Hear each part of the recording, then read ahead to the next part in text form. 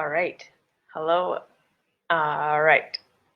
Today, we're going to be talking about your inner guidance because I feel like now more than ever, especially with what's going on in the world and sort of what's always going on in the world, but especially right now with how incredibly divisive the climate of the world is right now, and with how many different sources of information there are, and how different everyone's opinions seem to be on what's happening and what we should be doing and what's freedom and what's censorship and what's right and wrong. This is all just sort of a larger perspective on a larger kind of reflection of where humanity has always been and where we are always, which is we are a collective of people who are all looking for the truth. We're all looking for the answers. We're all looking for security. We're all looking for how do we know that we're doing the right thing? How do we know that we're listening to the right people? How do we know that the information that we're taking in is true? How do we know that it's the best source of information? And how do we know that we're not being taken advantage of? And like I say, this is sort of the human condition and has been the human condition for a very long time. That we live as a general humanity very afraid of the unknown, and with what I think are massive learning traumas, right? We are trained from the very beginning of our lives that being wrong and not knowing and not having answers and making mistakes and being in pain mean that we're doing something wrong. And so rather than being able to learn from any of these things, being able to grow from any of these things, being able to use any of these things as tools to help us expand upon our journey, we learned early on that these things, to shut ourselves down and to let these things shut us down, and for these things to turn us into people who are constantly looking outside of ourselves for the right answers. We're constantly looking for somebody or something out there to be our savior, to rescue us from what we're not sure of and what we don't know about. Or we're looking for the bad guy. We're looking for the person to blame everything on, that if we just got rid of this person, or if we just got rid of this government, if we just got rid of this institution, the world would be great. Yeah? So I really want to talk deeply today about what it actually looks like to live from your own authority, to live from your own set of guiding principles, to decide for yourself what you value, and to have that be how you make your decisions in life. Because again, what we need to remember as a humanity and as people, okay? So number one thing, why do we have the government institutions that we have? Why do we have the education systems that we have? Why do we have the religious institutions that we have, right? It all comes down to how we were raised in our childhood, and we kind of have to, we keep coming back to this because this is the foundation for everything. How we learn to view ourselves and view the world in childhood, for most of us, is how we then view ourselves and view the world for the rest of our lives, right? Most of us never question our conditioning, and we don't question our experiences in the ways that would actually help us to expand into a new way of being. Rather, we take that which was imprinted on us as children and we just continue to live that out as adults. Yes? So, like I said, most of us were never taught how to learn. Most of us were never taught how to feel the difference between true pain and true pleasure, and to be able to feel those things without shame or guilt.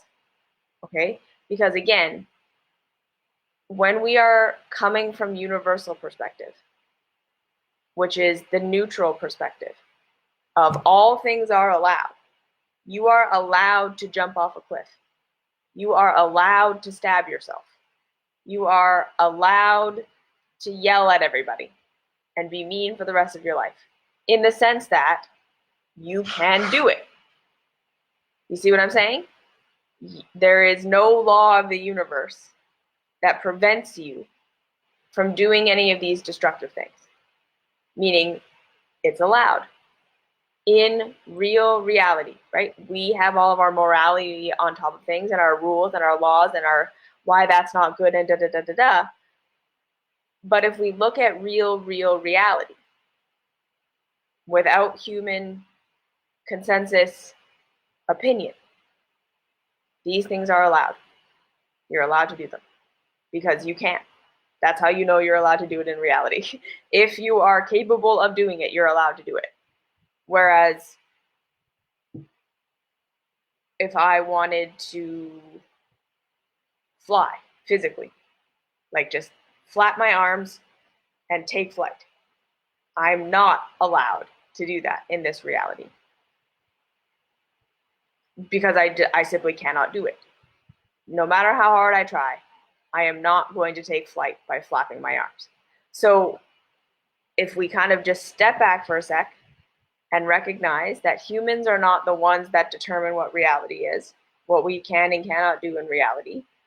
We make laws, we make rules, we say you can and cannot do these things, but reality is the ultimate determiner for the things that we can and cannot do. So when we are looking at the things that we can do, we then, if we take universal perspective, can say, all right, I can stab myself with a knife. I can yell at everyone for the rest of my life. I can do nothing but eat Cocoa Puffs and jump on the bed. There's nothing in reality stopping me from doing that. Now, at the same time, for every effect, there is a cause. For every cause, there is an effect. Meaning, we live in a universe where everything that we do and everything that we don't do has an effect on our lives. Yes? So we're allowed to stab ourselves. We're allowed to be mean. We're allowed to eat whatever we want. But we don't get to determine the consequences of those actions. Reality determines the consequences of those actions. So we have free will to do whatever we want to do within the realm of the things that are possible in this reality. We are allowed to do whatever we want. But whether we get the results we're desiring is not up to us.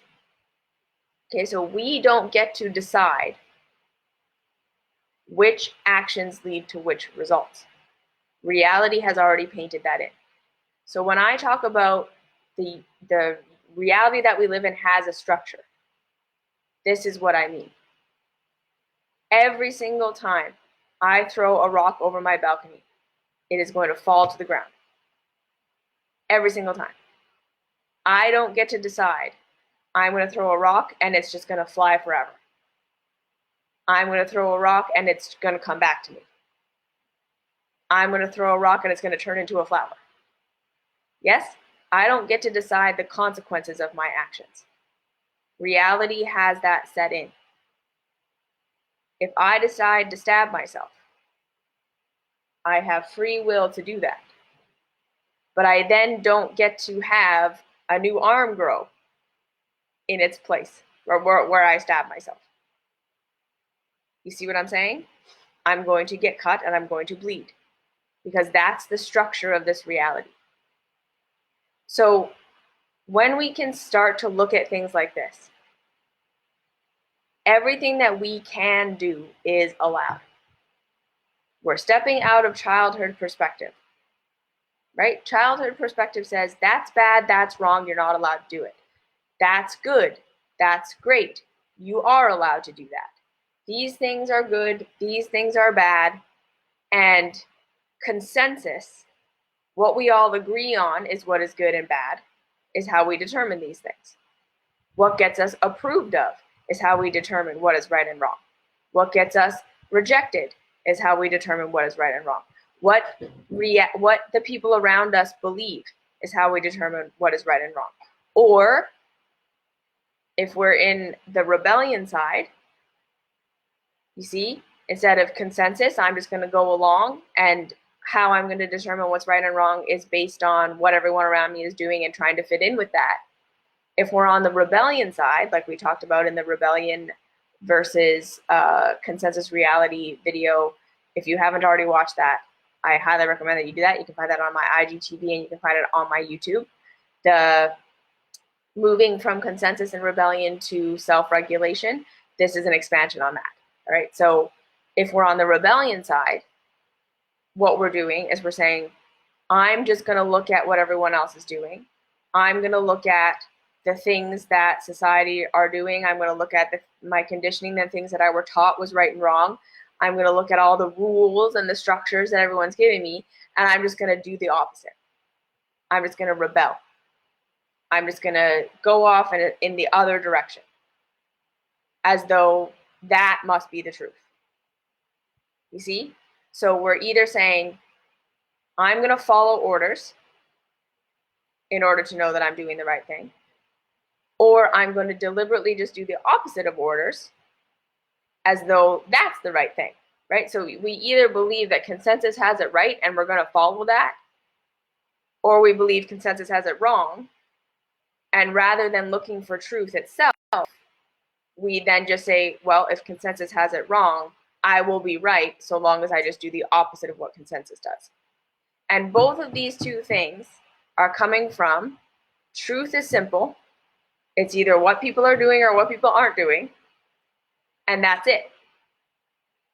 And so part of why coming into true self-regulation, finding your own sense of truth, is so difficult is because it requires that you actually engage with every moment of your life and run it through a filter to determine whether it's true or not, and to determine what parts of it are true and what parts of it are not. Because what you are going to start to discover as you become someone who is truly self-regulated and living by your own guiding principles is that everything contains seeds of truth. So this is why the rebellion people often get in just as much trouble as the consensus followers, because there's seeds of truth in the consensus.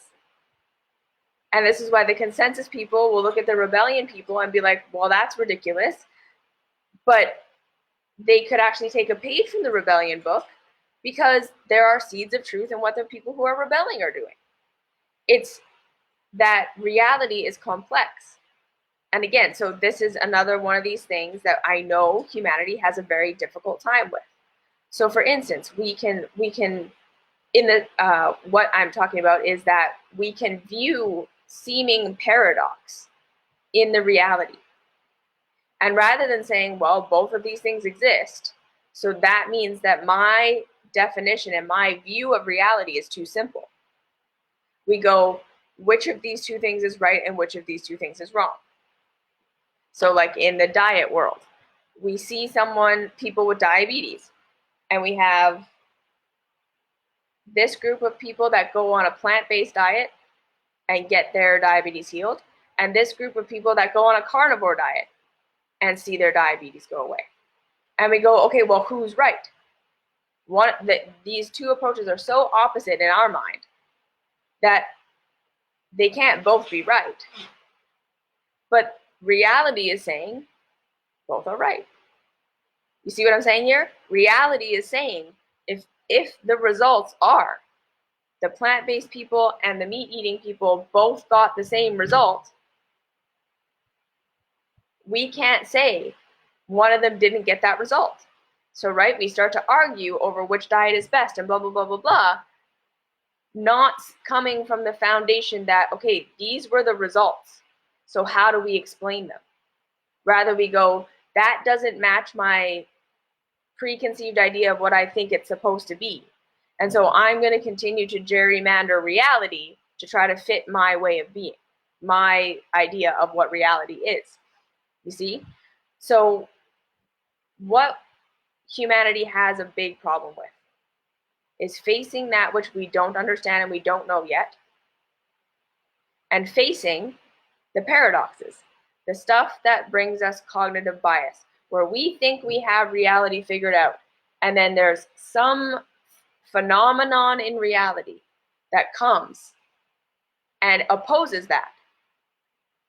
And we go, reality got it wrong. You see what I'm saying? We go, those results must be incorrect. Or we look to try and explain away reality so that we can keep our point of view. And this is how we continue to degrade ourselves. So, like I say, in ultimate reality, there are only two results from any action or inaction. And what those two results, evolution and growth, devolution and destruction. There is no standing still. There is no neutral. We're either on a path of growth or we're on a path of destruction. And remember, and I've talked about this a lot, that there is room on the growth path for some destruction. Okay, so being in a state of destruction does not always mean you're on a devolutionary path. Yes? Just like when we do an autopsy and we're taking a body apart. So long as we're learning something new from the destruction, there's an overarching growth. So when we are in a state where we're destroying ourselves in some way and we're opposing the structure of reality, we're in a state of pain, we're in a state of degradation, technically. If that's new for us, and if that's how we're learning about the structure, then that overarchingly fits into a growth path. Okay, so this, am I on a growth path or am I on a death path, is not black and white. And again, this is part of the reason why most people never find their autonomy, never find their true source, because life is complicated. Growth is complicated. Truth is complicated. Reality is complicated. And like I was saying before, it requires that we deeply consider each thing that we're going through as a new thing. So what most people are doing is we're wanting a blanket answer that we can throw on everything that comes our way, so that we can feel, 1 second, Carlos, I'll be right with you, so that we can feel that we have a guiding principle that makes us feel secure in our life, right? We want, this is the base truth that I'm going to use as my filter for everything that happens to me, so that I never have to feel like I'm totally alone or like I don't understand what's going on. This is where religion, this is where culture, this is where rules and government, education all come in. Is they are the structures that we are looking to be our foundation for how we make decisions, for how we understand our reality when we are facing the unknown. So this is why it's so easy to feel like you're this free thinking, free loving, I'm not religious, I'm not government, I'm not education, when you're in your comfort zone. When you're in your zone of this reality that you think you understand. But the second life throws at you something that's a curveball to you. Yeah, you lose your job, you lose your relationships, something you get sick, something you didn't see coming happens to you. Something shocks you. Your bubble of security gets broken. What do? Do you turn to your consensus, your conditioning, what was instilled in you as a child to be the right thing, and that's what you go back to when you're in a state of fear? Or Do you look to what everyone is doing and just rebel? Right? And this is what we're seeing right now in the world, where everyone is freaking out about this virus. And we can see the people. You can look back, just kind of take a step back from everyone and say, okay, the people who refuse to read mainstream media, who are so sure that their alternate sources of information are completely benevolent and beautiful and have no vested interest, and they're completely conspiracy theory, will not believe the mainstream narrative at any cost. You could probably look back into their history and see that they had a lot of trauma with authority. They were probably sick, or they had something go on where what authority told them to do made things worse. And now they're in just rebellion. I refuse. And they will probably believe that authority is completely evil, right? There's this black and white. It is just totally evil. It's totally wrong, usually because they were abused. Versus the people who are just going with it, that will not look at it, an alternative source at all, will not question the narrative, will not look at anything other than CNN or Fox News, right? They're the opposite. They're the, no, I can't, there can't be anything more complicated than this. I need to believe that the authority figures are telling me the truth. I need to believe that everyone has this under control. They're protecting me. They're keeping me safe. Because if that's not true, I don't know what to do. I don't feel mature. I don't feel like I'm in control. I don't feel like I can handle it. So if this isn't it, if they are not telling me the truth, I am not safe and I can't handle that. Right? So we have these two sides of the same coin, which is I don't actually feel safe to discover it for myself. I don't feel safe to trust or to take in what the authority figures are saying, to take in what the different or the alternative people are saying, to take it all in and to filter it through my own perception, to understand that my perspective isn't what everyone else's perspective is, to even look at the people who are saying what they're saying and say, okay, well, but what is their perspective? You see, nobody has ultimate truth. Nobody is saying the truth, because we all have our individual perspectives. We all have our individual experiences. None of us are experiencing this the same way. And again, this is a paradox that we're all starting to have to come to terms with, right? There are people on the planet who have never seen a person with COVID, or some of these sicknesses at all, who have never seen infectious disease wipe out your entire neighborhood, who have never experienced food shortage or not being able to go and boost your own immune system through food and all these things. And so we're filtering this experience through that lens, and we're thinking medication is stupid. This has to be an evil conspiracy because what they're recommending to stay inside and to get a vaccination is so stupid from my perspective. But the people who have literally never seen sanitation, never had clean water, never do not have a Whole Foods to go to get food. You see what I'm saying here? They don't have access. So if they get sick, if this is real, they're in trouble. Their perspective is completely different than yours. And so we have to start to understand that this is why we can't say anyone has the truth. Because we have to say, no, everyone has their perspective. Everyone has their experience. And it's the truth to them, but that doesn't mean that it's ultimately the truth. So Carla says, how do we know if we are evolving or destructing? And this is exactly what the path of finding your own guidance is. So even just asking that question, am I evolving or am I destructing? Please know that that is the most genius question. You're already on the path of evolution, if that's your question, right? Because what are most people asking? Am I safe? Am I doing it right? Do I have an answer? Am I shitty or am I good? Yeah? And these questions will keep us in loops of never understanding anything. Because, again, in ultimate reality, am I good enough? Yes.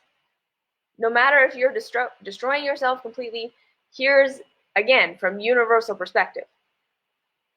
From universal perspective, you can't make a mistake and you can't do it wrong, because ultimately, everything that you do is a novel experience. From consciousness point of view, there has never been another you, that it lives in exactly this time, in exactly this space, in exactly this way, doing exactly what you're doing. Never before, never again. Even if you have the exact same day every single day, it's slightly different every single day. Consciousness is learning something from your experience. So when we ask ourselves, like, am I living my purpose? Ultimately speaking, just the fact that you're alive, having an experience at all, you're living your purpose. And that's why you're continually good enough and worthy of love. Because ultimately speaking, your main contribution to all of life is simply having an experience. The universe is learning something about itself through your novel experience. If you sit on your bed and smoke cigarettes and watch daytime TV and yell at people outside for the rest of your life, you're still worthy of love, and you're still doing it right, and you're still ultimately living your purpose, because consciousness is going to understand something new about itself through doing that. You will destroy your vessel. You're not going to be happy. You're not going to find joy, generally speaking, but you're not doing it wrong. So this is why when we ask these questions, am I living my purpose? Am I doing good enough? Am I worthy of love? That's not a guiding principle, because the answer to that question is always yes. No matter what, consciousness is learning something from you. You are doing your service to the whole, to the collective, by existing. And therefore, this is why, in all times and all spaces, we have access to love. We have access to feeling good about ourselves. We have access to unconditional love. Because again, love comes from being in alignment.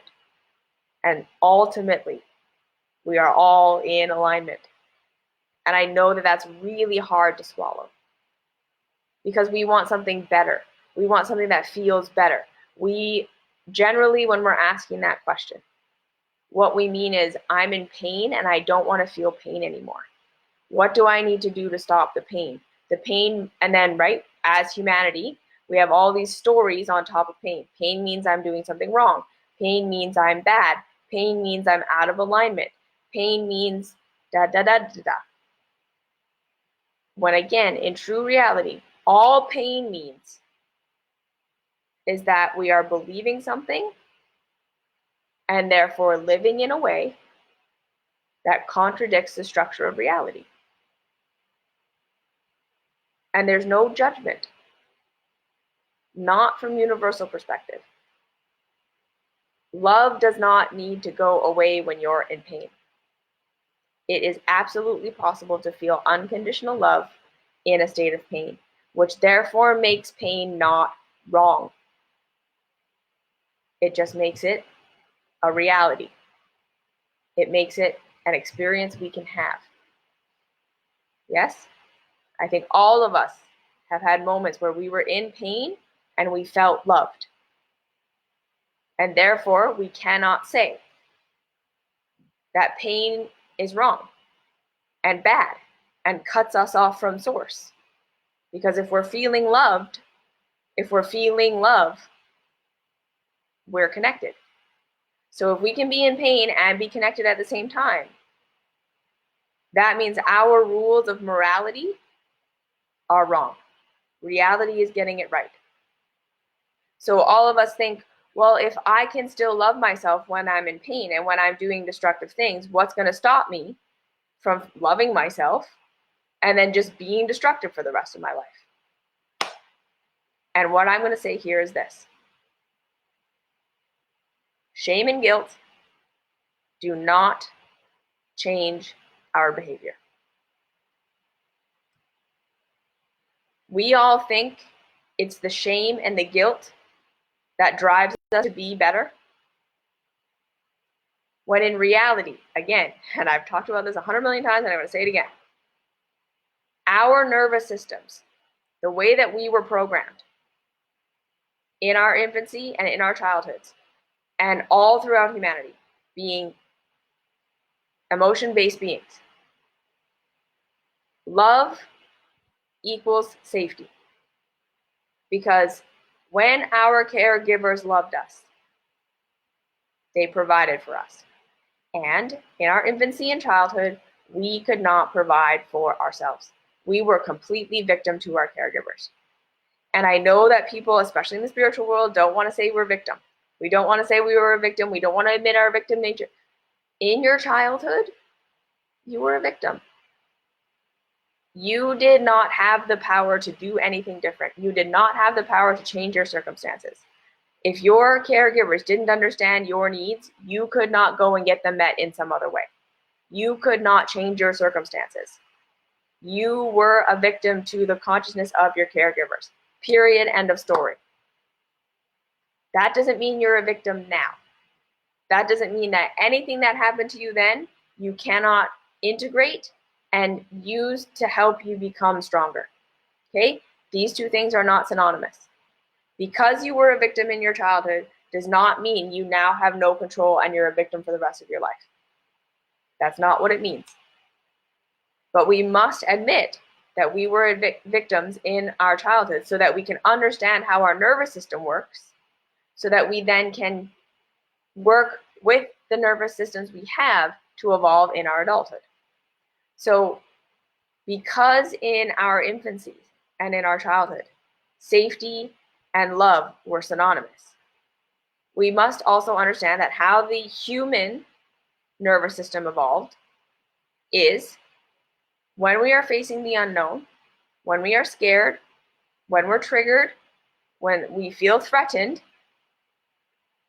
yes, the body cannot determine if that's a physical threat, like a lion is coming up against us, if that's an emotional threat, if that's just a something that might lead to something that might lead to something that might lead to something that might lead to something that might be a threat at some point.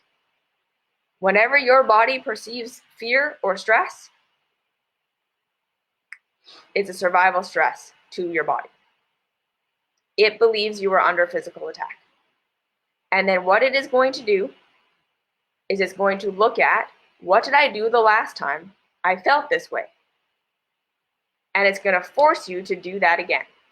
Why? Because that's how our ancestors survived. When our ancestors were in the bush and they heard a rustle in the bush and they climbed a tree, and then the hyena that was coming to eat them couldn't climb up that tree and they survived, what their bodies did when they were not capable yet of making patterns, of understanding how reality works, their body created an automated response. So now every time that person's out in the bush and they hear that rustle, they're going to run up a tree. Whether that rustle is a hyena or the wind or another person, it doesn't matter. They're going to respond the same way, because to the body, that is what I did to survive. And I am not going to risk doing anything different, ever, because I don't know that that's going to work. That's what the body says. When we're in a state of fear, the body is going to drive you to do what you have always done, because that is what it thinks helped you survive the physical threat that you faced last time. So when your boss yells at you, your body perceives that as a physical threat. And if what you did was eat a donut to make yourself feel better, and then your body perceives that you survived, Every time your boss yells at you now, your nervous system is going to drive you to eat that donut. No matter how much you guilt yourself or shame yourself or tell yourself how bad the donut is or worry about your weight or whatever, it doesn't matter. It's programmed into your nervous system that when I face this threat and I eat a donut, I survive. And that's what helped me survive. So this is why when we are really looking to change our behavior, it has nothing to do with shame or guilt. Because ultimately, shame and guilt actually triggers us deeper into our patterns that we're already in. Because remember, love equals safety. And only in a state of safety will we allow ourselves to do something we've never done before. Will we allow ourselves to try something new? Will we allow ourselves to take in more information? When we are in a state of threat, fight or flight, flee or fawn, we are narrowing our perspective. We are doing what we've always done. We are looking for less information. We want to make it simpler, right? Mainstream media is always wrong. Mainstream media is always right. Just listen. Just run. I'm going to do what I've always done. I'm in a state of threat. I attack. I'm in a state of threat. I rebel. I'm in a state of threat. I eat. So we're all in this state of threat. And we're all just doing our triggers. We're all just running our programs. The wokest people who are just completely in their conspiracy theories downward spiral are just as much lost in their conditioning and fear as the people who are like, I'm just going to follow whatever the mainstream says, and that's right.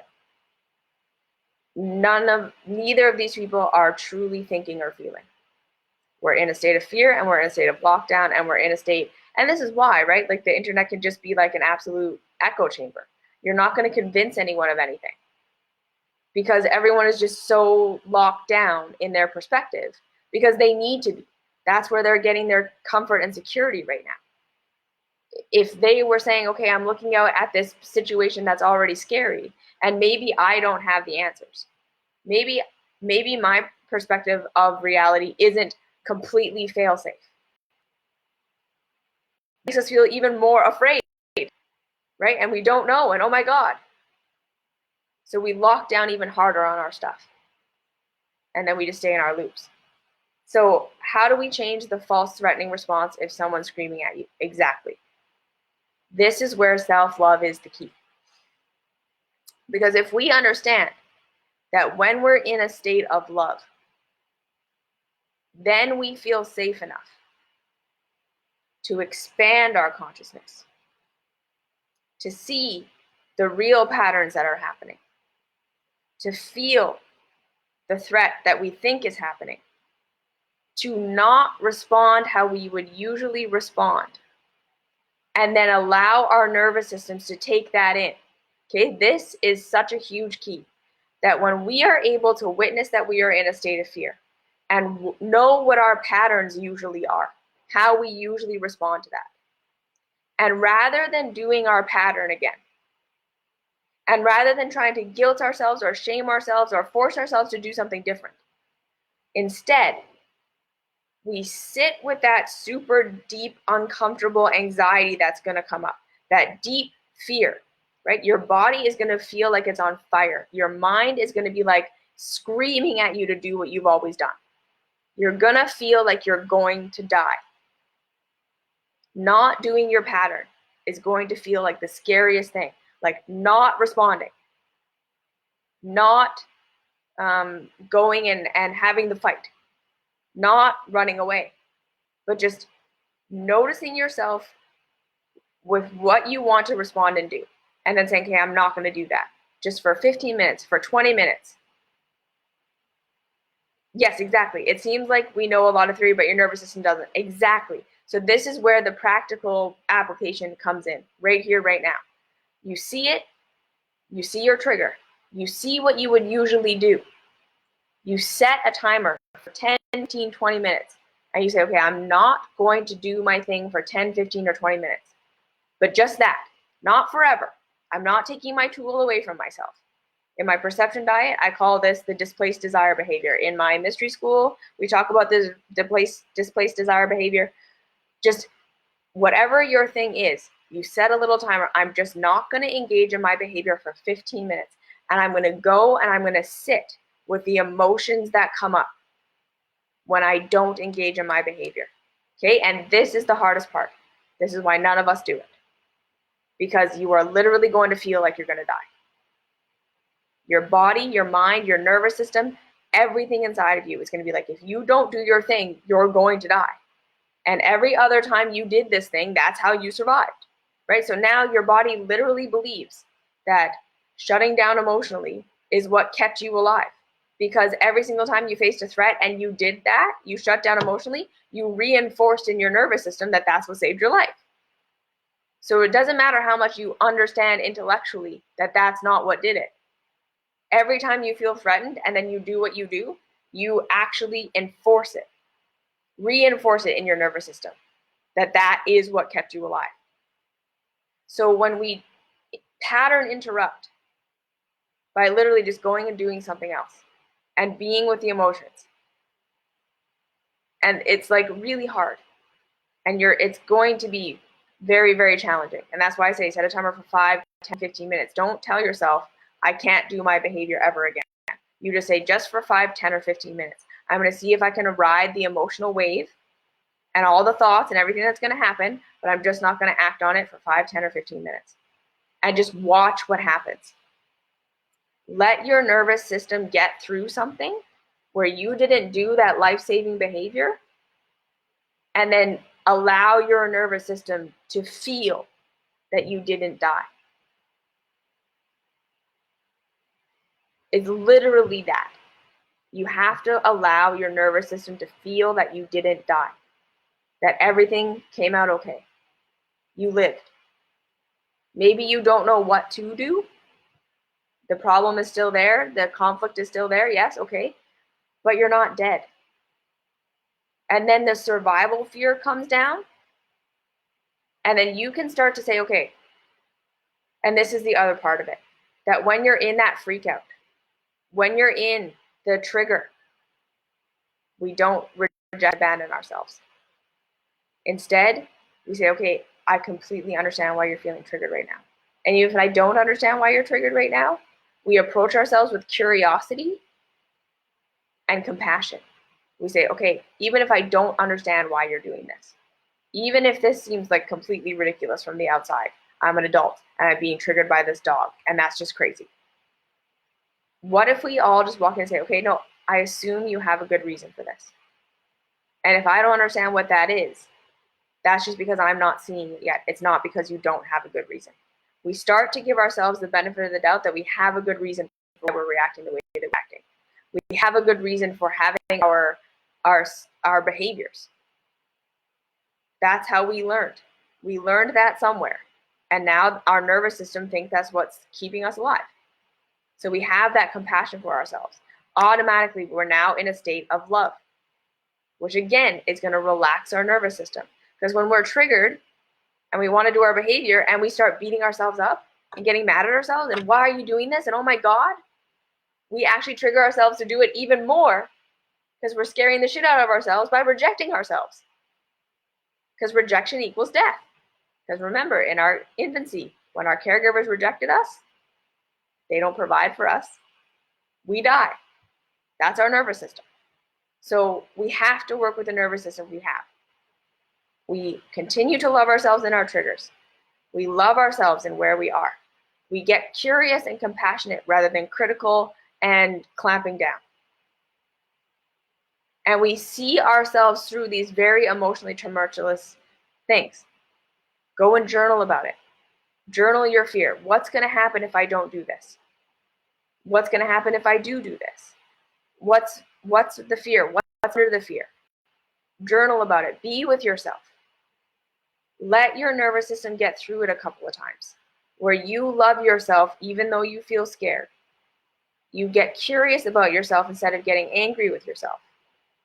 And then you let yourself go through the fear, go through that emotional upheaval without engaging in your behavior so that you can get through to the other side so that your nervous system can say, okay, we didn't die. Yes?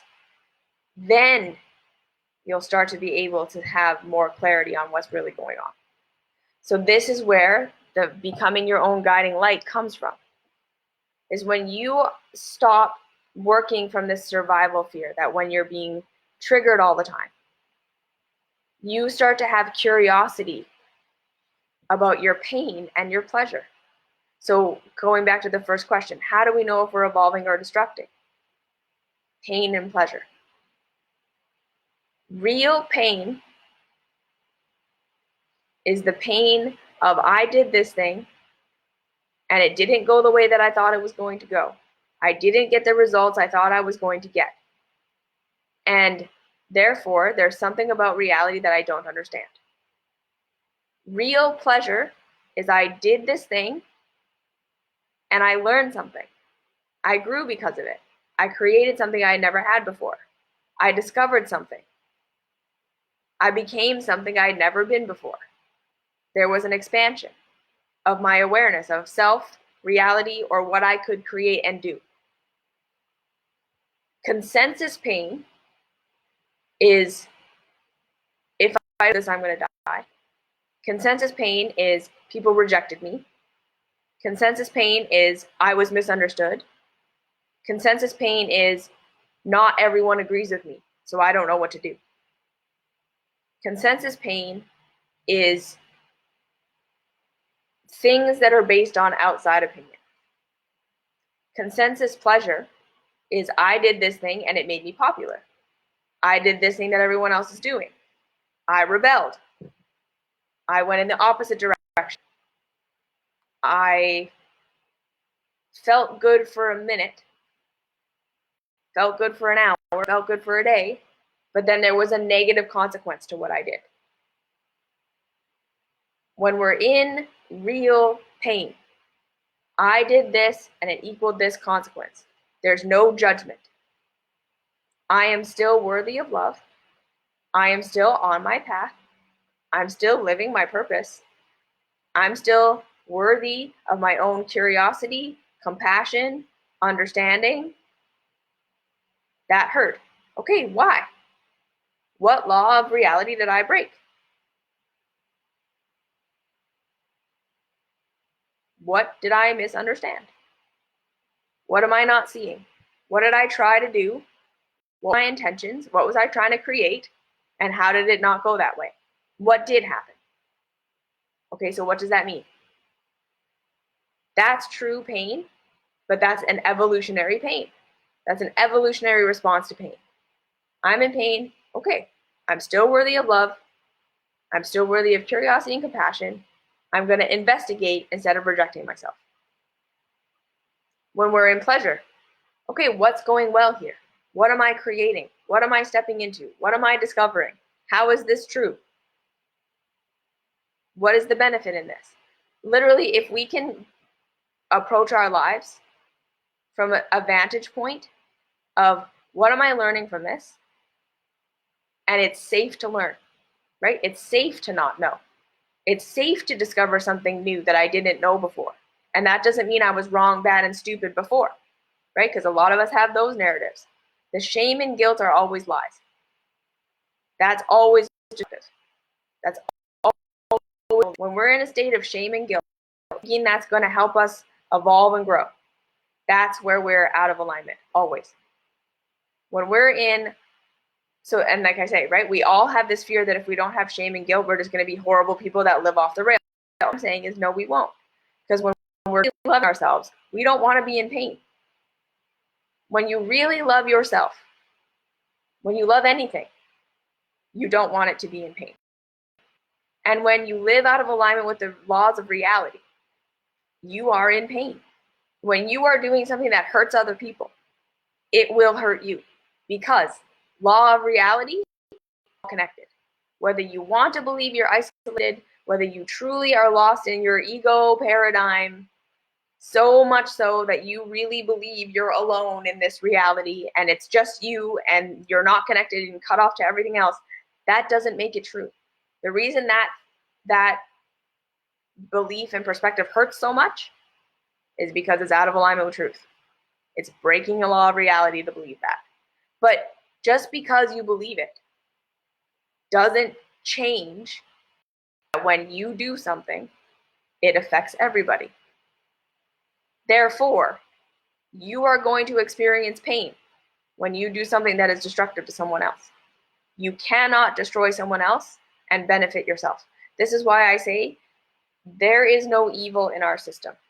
There is nobody who's winning the system that we have. The people at the top are suffering just as much as the people at the bottom, because the people at the top are at the top via taking advantage of other people. So how many more stories of the celebrity do we need to watch who committed suicide because they were so depressed before we understand everybody is a victim in this situation? Everyone is a victim in this system that we have. The hierarchy will always fail to make anyone happy because it's fundamentally built on a foundation that's out of alignment with truth. It doesn't matter how we gerrymander this. We can't make a thing that's out of alignment with truth feel good. So when we start to step into our own autonomy, when we start to say, okay, that's the world, that's what they're doing. Truth is not going to be found in consensus, nor is it going to be found in rebellion. Truth is found in reality only. You are not going to find it on the internet. It doesn't matter how much we expose everyone's perspective. You are never going to be closer to the truth from that. Because truth exists in reality. Your experience of pain and pleasure, your experience of growth or devolution. And again, all it takes to be on a path of evolution is to approach your life from, what am I learning from this? It is safe to learn. To let go of ever having it all figured out. And that security comes from knowing all the answers so I can move through my life already knowing everything. Security comes from, I can figure it out. I'm constantly going to be faced with the unknown, right? The child's perspective is, the unknown is scary. Give me the rules so that I don't have to ever question what is happening to me. I can have a box that then I can put anything that happens to me in what I already understand about reality, so I don't have to feel threatened. That's the child's view. The adult view is, I am constantly going to be faced with that which I don't understand. My worldview is meant to be continually expanding. Therefore, what actually gives me security is I am open to learning and changing myself to align with my higher and higher and higher vantage point. From where I stand right now, I'm going to do the most pleasurable things. I'm going to investigate my pain. I'm going to investigate my pleasure. I'm going to continue to look to create myself. And every step I take, I'm just going to learn something. That's security. Security is, I don't need to know what all the answers are, because I'm never going to know what all the answers are. I'm going to have my perspective, and I'm going to say, what are my core values? So if I am no longer looking for the world to approve of me, because that's consensus pleasure, if I can really ground myself in my own self-love, and then we say, well, what do I want for myself? No one's going to say, I want to take advantage of everybody. I want to murder everybody. Nobody is, I really, bad hurting others. Right? Unless we're deeply in pain and we have some real traumas that we got to work through, most of us are not going to come to that. Right? We're going to start to say, okay, well, I value something that I was told I probably shouldn't. Right? And this is where we love ourselves through our conditioning. Of, this is what I was told I have to be like. This is what I was told I have to value. This is what I was told are right and wrong. Okay, well, maybe that's not true, because maybe that doesn't align with what I truly value. And then again, when you really start to look at it, and you objectively say, okay, do my values cause harm to others or myself? Do they cause pain? You can say, okay, well, that's fine. Open to love, curiosity. Where is that pain coming from? Where's the trauma? Where's the truth? Because this is what you're always going to find. In real reality, everything has a seed of truth. Nothing is happening for no reason and for no benefit. Everything you do to yourself, every addiction, every self-sabotaging behavior, blah, blah, blah, has a positive intention. It thinks it's saving your life in some way. So when we can observe from a place of love, we can start to say, okay, well, the need I'm getting met when I do this is. So if I embrace that I have that need, you can start to ask yourself, how can I get that in a more constructive way? Right? Instead of, why am I drinking? What's wrong with me? Well, the drinking helps me to socialize, do these things. It allows me to not be the serious thinker that I got rejected for being. So race, my action, what is actually important to me, whether the world agrees with me or not. And that's why this is super advanced. Loving yourself enough to look at all of your behaviors and everything you're doing to live your consensus life, and how you have to cope and how you have to be addicted and you have to do all these things because you're not allowing yourself to live by your true values, because you won't even look at them because they don't align with consensus reality or what you were taught. You're now in consensus pain and reality and pleasure, and that hurts forever.